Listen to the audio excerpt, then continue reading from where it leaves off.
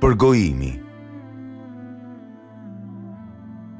Falënderimi i takon Allahut, Zotit të botrave. Paqja edhe bekimi i Allahut qofshin me të nderuarin e pejgamberëve dhe të dërguarve të Allahut. Dhe në vijim, po paraqesim për dëgjuesin e nderuar broshurën e parë të serialit me temë Pendimi. Ky serial flet për ato sëmundje që të korrin të mirat, të tërheqin gjithnjë e më shumë drejt veprave të ndaluara dhe të humbin kohën. Dhe padyshim kjo sëmundje është përgojimi. Në përhapjen e saj në shoqëri ka ndikuar niveli i ulët fetar, lehtësimi i kushteve të jetesës, koha e lirë, lidhjet telefonike e tjerë. Lut Allahun që kjo broshurë, edhe pse e vogël, të jetë shkak për mirësi dhe pendim për të mësuar i padituri, të përkujtohet i udhëtuari dhe të zgjojë mëkatarin. Allahu i bëf punët tona të sinqerta, vetëm për hir të tij. Dije vëlla, se ai që ruan gjuhën e tij, i paksohen gabimet e tij. Është i aftë të kontrolloj veten dhe ta ruaj atë që të mos bjerë në gjëra të ndaluara. Pejgamberi paqja edhe bekimi i Allahut qofshin mbi të, këtij personi i ka garantuar xhenetin duke thënë: kush më garanton mua, atë që ka midis dy nofullave dhe atë që ka midis dy kofshëve, i garantoj xhenetin. Kush drejton gjuhën e tij, drejton edhe gjymtyrët e tij. Por kush lë të lirë gjuhën e tij dhe zhytet në nderet e njerëzve, atëherë pasojnë edhe gjymtyrët e tij, dhe si rezultat shkelen urdhrat e Zotit. Ka ardhur një hadith nga pejgamberi, paqja dhe bekimi i Allahut qofshin mbi të, i cili thotë: kur gdhin biri i Ademit, të gjitha gjymtyrët i nënshtrohen gjuhës e i thonë: ki i frikë Allahun ndaj nesh, sepse jemi në vartësinë tënde. Nëse i përmbahesh të drejtës, i përmbahemi dhe ne, dhe nëse devijon, devijojmë dhe ne. Vëllai i nderuar, me të vërtet gjuha është prej mirësive të Allahut edhe prej gjërave të çuditshme që ka krijuar. Edhe pse e vogël është masa e saj, e madhe është puna e saj. Qoftë e mirë apo e keqe, kjo punë, dëshmia e saj, shfaq kufrin ose imanin. Dhe këto të dyja janë kulmi i devotshmërisë dhe kulmi i kundërshtimit. Ndalimi i gibetit dhe urdhri për ruajtjen e gjuhës. Ka thënë Allahu i madhëruar: mos e ndiq atë që nuk e di, sepse të dëgjuarit, shikimi dhe zemra, për të gjitha këto ka përgjegjësi. Për çdo fjalë që thot ai, ka vëzhguesin që është prezent. Nga Ebu Suretu Kaf 18, nga Ebu Musa radiallahu anhu transmetohet se ka thënë: o i dërguari i Allahut, paqja edhe bekimi i Allahut qofshin mbi të, cili është muslimani më i mirë? Tha: është ai që muslimanët janë të ruajtur, të qetë prej gjuhës dhe dorës së tij. Dhe gjithashtu ka thënë: kush beson në Allah edhe në ditën e gjykimit, të flas mirë ose të hesht. Dhe në një hadith tjetër ka thënë: me të vërtet njeriu mund të flasë një fjalë që nuk i kushton në rëndësi, fundoset për shkak të saj në zjarr më shumë se largësia midis lindjes dhe perëndimit. Dhe në një transmetim tjetër, me të vërtet njeriu mund të thotë një fjalë që e zemron Allahun. Nuk mendonte se do të arrinte këtë gradë, dhe Allahu i shkruan për shkak të kësaj zemërimin e tij deri ditën kur ta takoi. Nga Ukbe ibn Amir radiallahu anhu transmetohet se ka thënë: thash, o i dërguari i Allahut, paqja edhe bekimi i Allahut qofshin mbi të, si është shpëtimi? U përgjigj: ruaje gjuhën tënde, le të nxej, mjaftoi shtëpia jote dhe qaj për gjunahet e tua. Edhe në një hadith të Muadh ibn Xhebelit, kur pejgamberi paqja edhe bekimi i Allahut qofshin mbi të, i tregoi Muadhit për çështjen kryesore për shtyllën e saj dhe pikën kulminante, dhe më pas i tha: atë tregoi për atë që përmbledh të gjitha këto, dhe tha: po si jo i dërguari i Allahut, paqja edhe bekimi i Allahut qofshin mbi të. Dhe kapi gjuhën e tij me dorë dhe tha: ndaloje, ruaje këtë. Dhe i thash: o i dërguari i Allahut, a do të merremi në llogari për ato që flasim? I dërguari i Allahut u përgjigj: të pas nëna o Muadh, kush tjetër i hedh njerëzit me fytyrat e tyre në zjarr, përveç se të korrat e gjuhëve të tyre. Transmeton Ahmedi dhe Tirimidhiu. Ka thënë Enesi radiallahu anhu: po na mbante hutbe pejgamberi paqja edhe bekimi i Allahut qofshin mbi të, edhe pastaj përmendi kamatën, riba, duke i kushtuar rëndësit veçante dhe tha: "Një dirhem që fiton njeriu me kamat është më i rënd tek Allahu se sa të bëj 36 herë imoralitet. Dhe kamata më e madhe është cënimi i nderit të muslimanit, dënimi i përgojuesit në dunja dhe ahiret." Ka thënë pejgamberi, paqja dhe bekimi i Allahut qofshin mbi të: "O ju që keni besuar vetëm me gjuhë dhe akoma nuk është futur imani, besimi i plot në zemrat tuaja, mos përgojoni muslimanët dhe mos u lumtoni të metat e tyre, se ai që u lumton të metat e muslimanëve, Allahu do ta poshtrojë qoftë brenda në shtëpinë e tij." Transmeton Ebu Dauti dhe saktësoi Albani. Nga Xhabir ibn Abdullah transmetohet se ka thënë: "Ishim me dërguarin e Allahut, paqja edhe bekimi i Allahut qofshin mbi të, dhe nuhatëm një erë të keqe. I dërguari i Allahut tha: A e dini ç'është kjo erë? Kjo është era e atyre që përgojojnë besimtarët." Transmetohet nga Enesi radiallahu anhu se i dërguari i Allahut ka thënë: "Kur u ngjita natën e Miraxhit në qiell, kalova tek një popull që kishin thënë bakri dhe me to gërvishnin fytyrat edhe gjokset e tyre. Thash: Kush janë këto, o Xhibril? Tha: Këta janë ata të cilët hanë mishrat e njerëzve, përgojojnë dhe cënojnë nderet e tyre." Transmeton Ebu Dauti: "Gibeti është ndaluar në mënyrë unanime nga të gjithë dietarët e umetit. Për kufizimi i gibetit, ti përmendësh vëllait tënd diçka që e urren, po ta marr vesh, qoftë kjo mangësi në trupin e tij, në prejardhjen e tij, në moralin e tij, në veprimet e tij, në thënjet e tij deri aty sa edhe në rrobat e tij, në shtëpinë e tij, në kafshët e tij. Për sa i përket trupit, për shembull kur ti i përmend dobësinë e shikimit të tij, shtrembërimin e shikimit të tij, rënien e flokëve, trupin e shkurtër ose të gjatë, ngjyrën e verdhë apo të zezë, dhe çdo gjë që përfytyrohet që e mërzit atë. Për sa i përket prejardhjes, për shembull që të thot babai i tij është indian, i prishur, i ulët, këpucar, pleraxhie apo diçka të ngjashme që ai e urren. Për sa i përket moralit, për shembull, që ti thuash dikujt ai është pa moral, po prac, mendje madh, njëri që i bën punët sa për sy e faqe, në frikacak, për tac, njëri me zemër të dobët edhe çdo gjë që është e ngjashme me këto.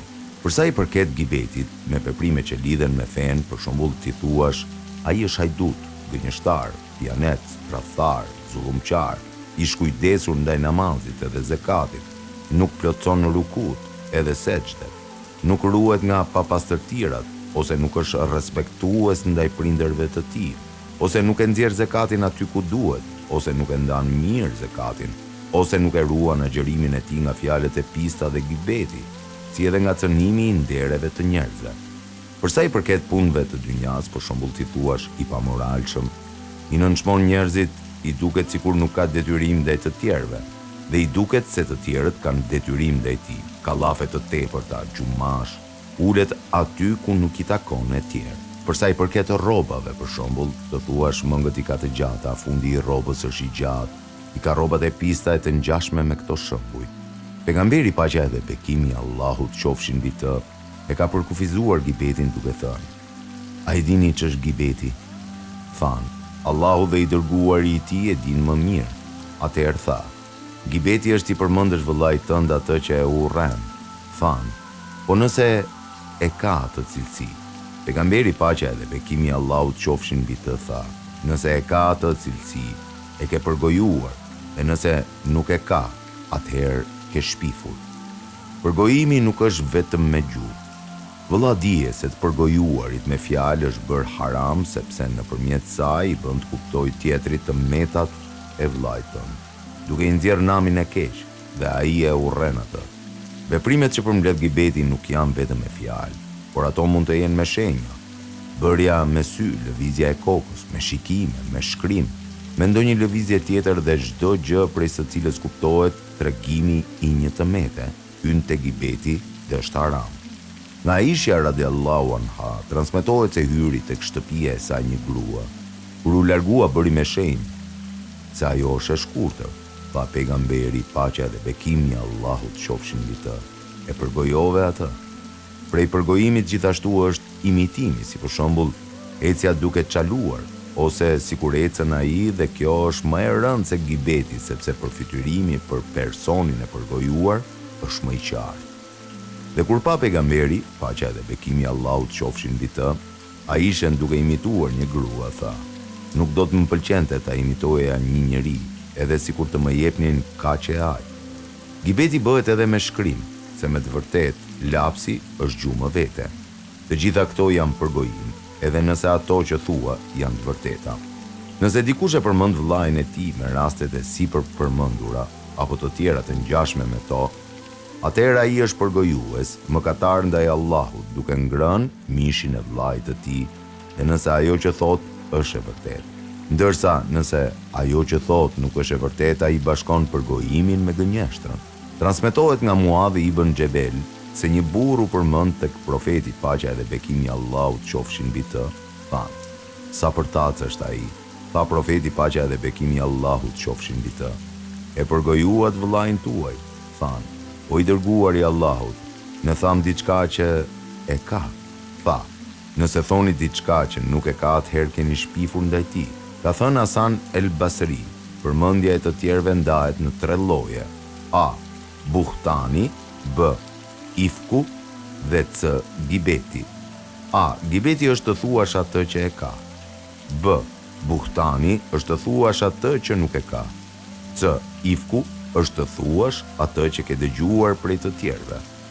Transmetohet se i dërguar i Allahut ka thënë: "Çdo musliman ndaj muslimanit ka haram gjakun e tij, pasurinë e tij dhe nderin e tij. Gibeti prek nderin, prandaj Allahu ka bashkuar nderin, pasurinë dhe gjakun." Llojet e gibetit. Gibeti është i larmishëm, ka forma edhe mënyra të ndryshme, dhe lloji më i keq i përgojimit është ai që përmbledh 2 të këqijat: përgojimin dhe syefajsin.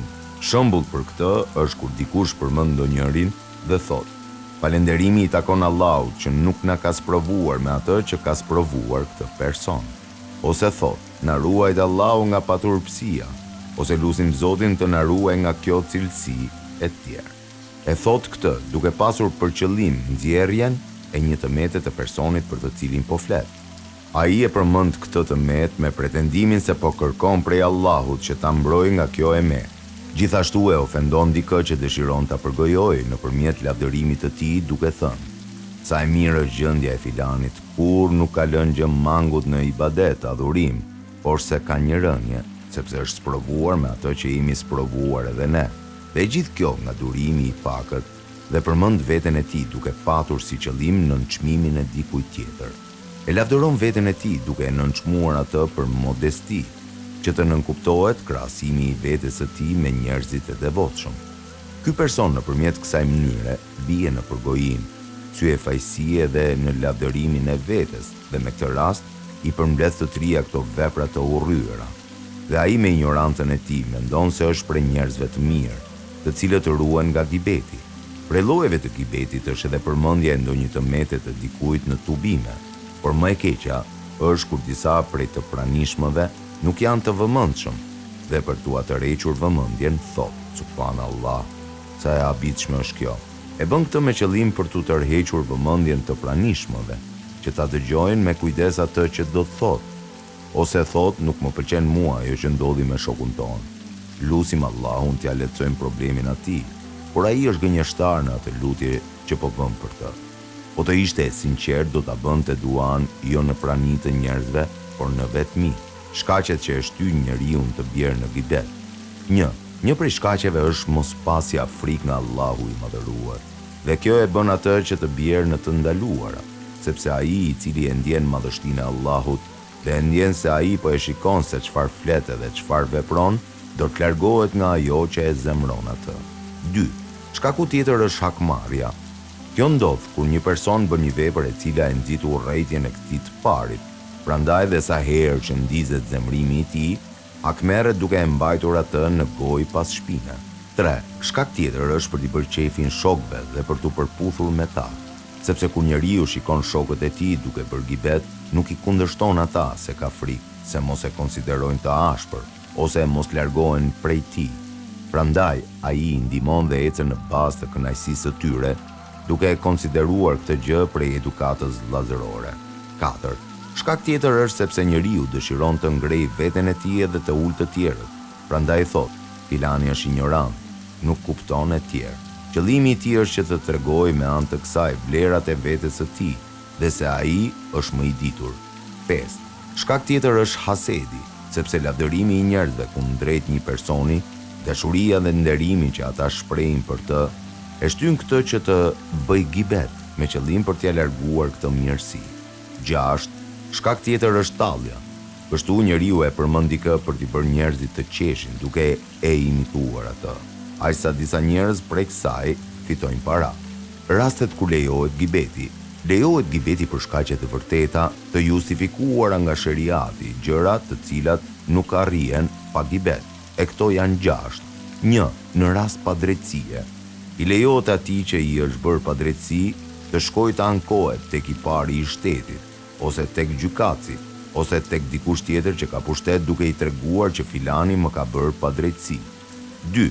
Kur i kërkon ndihmë dikujt për të larguar një të keqe dhe për ta kthyer gabimtarin tek e vërteta.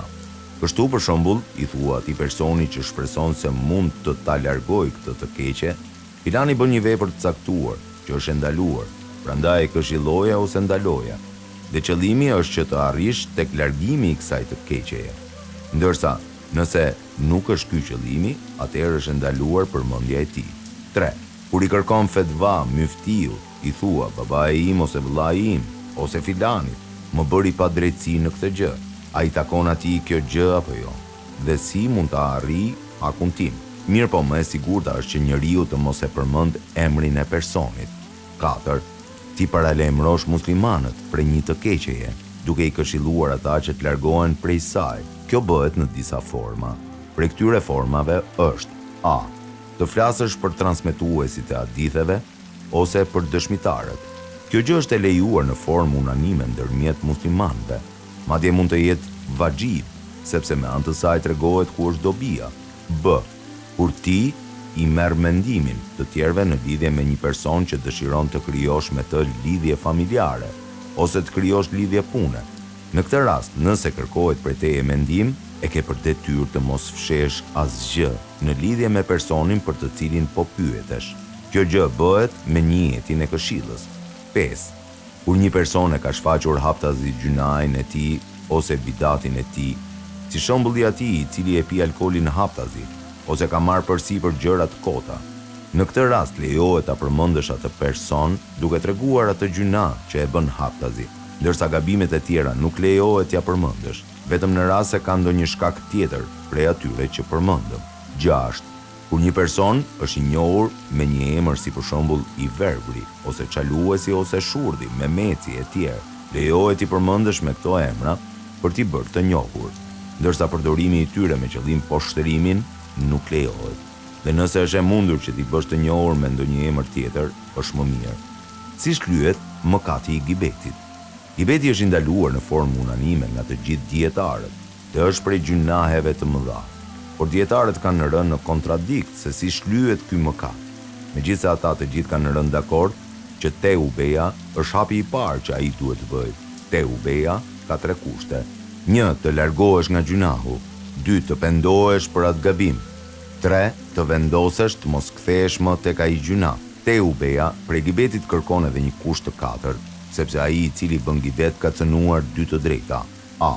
E para është e drejta e Allahut, sepse ka vepruar atë që e ka ndaluar ai, dhe shlyerja është me pendim. B. E dyta është e drejta e krijesës. Nëse fjalët që janë thënë kanë bërritur tek personi, atëherë duhet shkosh tek ai, të kërkosh falje dhe t'i tregosh se ti je penduar prej kësaj. Ndërsa nëse ato fjalë nuk kanë bërritur tek personi, atëherë në vend t'i kërkosh falje atij, t'i kërkon falje për të, sepse po t'i tregoje fjalët që ke thënë për të, kjo gjë mund të fusë urrëtie. Ilaçi i gibetit. Tregohet se Isa alayhis salam i tha një herë shokëve të tij: nëse do të shikoni një person i cili është në gjumë dhe era ka zbuluar një pjesë të auretit të tij, a do ta mbulonit atë? I thanë: po. Tha: jo. Ju do t'i zbulonit edhe pjesën tjetër të auretit. I thanë: subhanallah, si mund ta zbulojmë pjesën tjetër? U tha: a nuk përmendet tek ju ndonjë person dhe ju tregoni gjën më të keqe të tij? Kështu ju e zbuloni rrobën nga pjesa tjetër e auretit të tij. Njeriu i cili bën gibet duhet të largohet nga gibeti, sepse ajo është një punë e keqe dhe e ndaluar. Po tregojmë disa pika të cilat duhet t'i ketë parasysh gjithmonë njeriu kur flet. Ai që bën gibet mund të marrë zemërimin e Allahut dhe dënimin e tij. 2. Sevapet e tij shkojnë tek ai që është përfolur, dhe nëse nuk ka sevape, merren gjunahet e të përfolurit dhe i hidhen këtij që përgojon.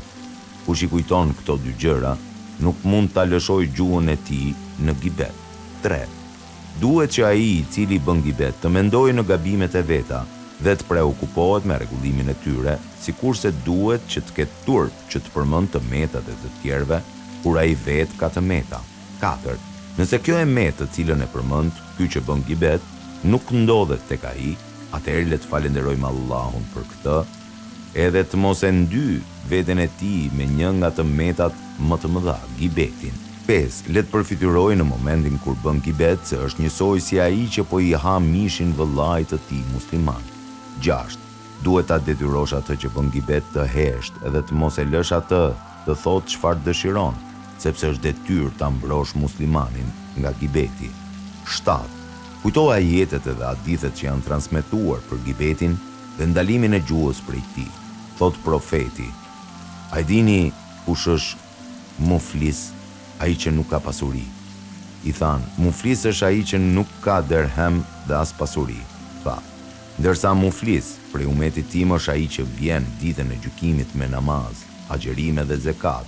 Mirë po ka ofenduar këtë, ka akuzuar atë, ka ngrënë pasurinë e këtij tjetrit, ka derdhur edhe gjakun e tjetrit dhe ka rrahur një të tretë. Prandaj i jepet çdo njërit prej tyre nga sevapet e tij. Dhe kur të mbarojnë sevapet e tij, para se të mbarojë haku i tyre, merren gjunahet e tyre dhe i hidhen atij dhe më pas hidhet në zjarr. Transmeton Muslimi. Vlera e ruajtjes së muslimanit prej gibetit. Është e drejta e çdo muslimani që vllai i tij ta ruajë nga gibeti, kur dikush e mban atë në përgojë dhe ta ruajë nderin e tij që të mos cënohet. Kjo është një prej të drejtave që janë vajxhit dhe nëse njeriu nuk e kryen këtë, e godet dënimi shpejt ose vonë. Mbrojtja e nderit të muslimanit nuk është prej veprave vullnetare, por është detyrë. Prandaj janë transmetuar hadithe të sakta, të qarta, që tregojnë vlerën e atij i cili e kryen këtë detyrë.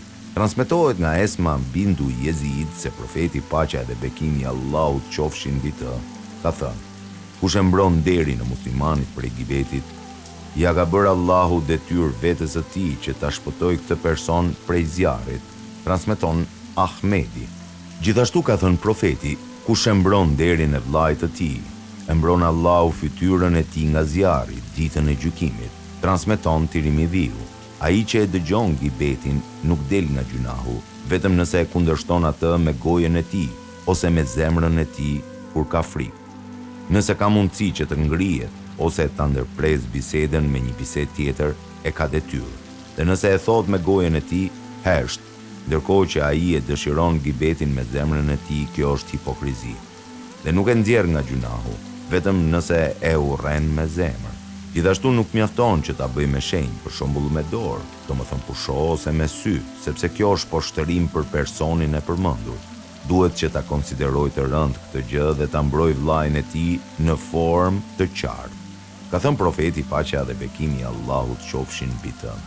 Ai person që nuk e ndihmon vllain e tij musliman kur poshtrohet, megjithse ka mundësi ta ndihmojë, ka për ta poshtruar Allahu atë përpara krijesave ditën e gjykimit. Prandaj o vlla, dhe ti o motër, mos e lër atë që bën gibet të ndy me xhliset edhe të haj mishin e vëllezërve musliman, por mbroje nderin e muslimanëve, sepse ndonjë ditë mund të jesh ti viktima dhe nuk ke për të gjetur njëri që të mbrojë nderin tënd përpara atyre që bëjnë gibet.